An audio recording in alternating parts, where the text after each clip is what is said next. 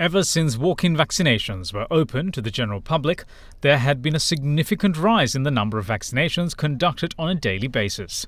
The new walk-in vaccination centres are operated by the Tri-Forces, and the numbers improved almost immediately.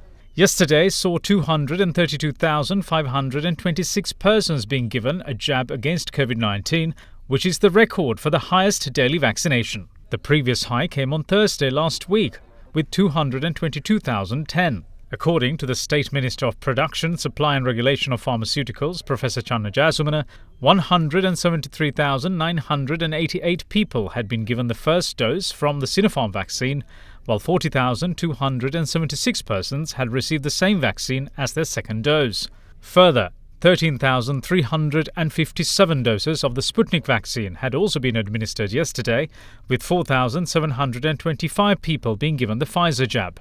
Meanwhile, 180 people got their second dose of the AstraZeneca vaccine. As of last evening, 4,215,519 people had obtained the first dose of any COVID vaccine, while 1,504,809 persons in the island had been fully vaccinated with 2 doses against COVID-19. Today was also no different. Vaccinations were conducted at 243 centres established across 20 districts.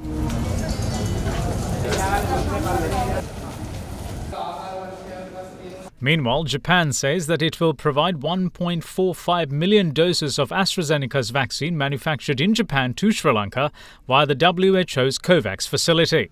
In a Facebook post, the Japanese embassy said that the consignment is expected to arrive in the island during the coming weeks. It added that the decision was taken in response to the request by the Sri Lankan government and as a part of Japan's support for ensuring equitable access to safe and effective vaccines for as many people as possible in the fight against COVID-19.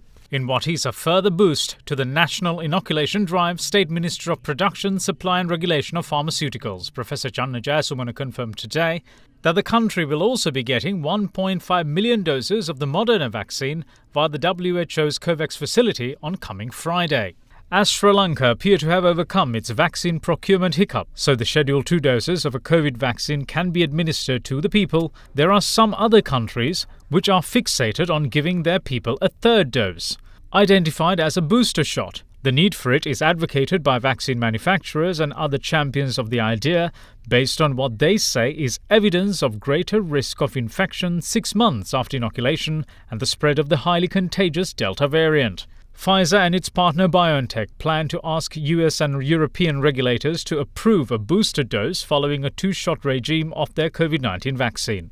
Meanwhile, Israel said on Sunday that it will begin offering a 3rd dose of the Pfizer vaccine to adults of weak immune systems, but it was still weighing whether to make the booster available to the general public.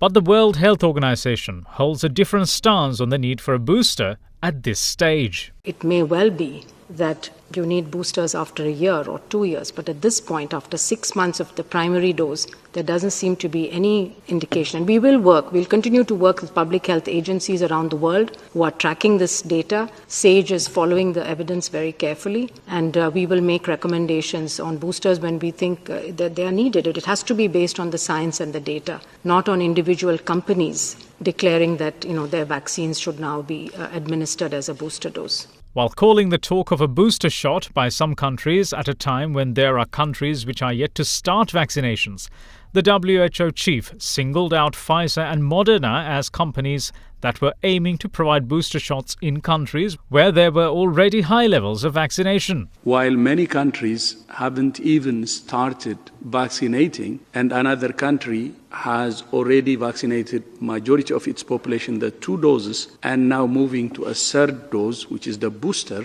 it's really not only disappointing, it's seriously disappointing. It doesn't even make any sense. Instead of Moderna and Pfizer prioritizing the supply of vaccines as boosters to countries whose populations have relatively high coverage, we need them to go all out to channel supply to COVAX, the Africa Vaccine Acquisition Task Team, and low and middle income countries which have very low vaccine coverage. Meanwhile, there were rumours of some persons in the island who have had the first dose from a particular vaccine discarding their vaccine card and opting for 2 doses anew from a different vaccine by falsifying their information. Some individuals had allegedly sought 2 doses from the Sinopharm jab or the Sputnik vaccine after having the first dose of AstraZeneca. Though this may seem like a successful gambit to be fully vaccinated quickly, experts say otherwise. So it's a little bit of a dangerous trend here where people are we're in a data-free, evidence-free zone as far as a mix and match. There is limited data on mix and match. There are studies going on. We need to wait for that, and maybe it will be a very good approach. But at the moment, we only have data on the AZ vaccine, Oxford AstraZeneca, followed by Pfizer.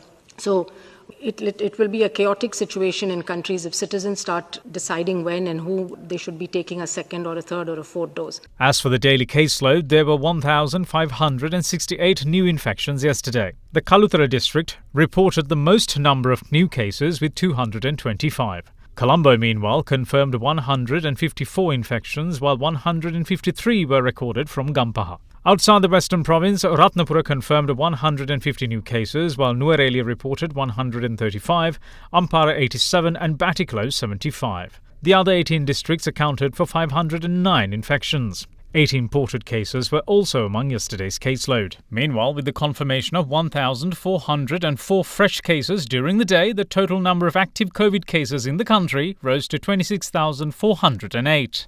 The recoveries, however, also rose, with 1,328 being confirmed to have been discharged from their respective treatment centres. That puts the total COVID recoveries in the island at 247,579. Close Up Ever Fresh Toothpaste. පැය 12ක් දක්වා නැවුම් මූවක පහස අත්විඳින්න.